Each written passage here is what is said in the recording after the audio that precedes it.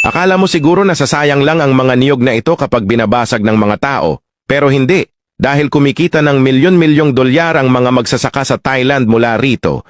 Una, inaani nila ang mga niyog at hinahati ito sa dalawa.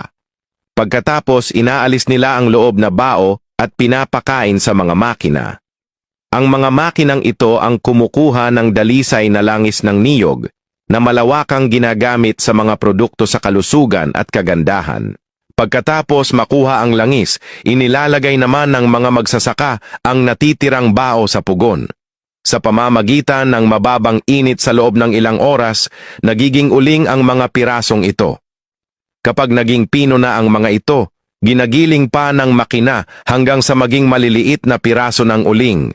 Matapos patuyuin sa ilalim ng araw, nagiging dekalidad na uling ito na ibinebenta sa merkado sa libu-libong dolyar. Sa ganitong paraan, nakukuha ng mga magsasaka ang langis mula sa bawat niyog at doble pa ang kita nila mula sa mga bao.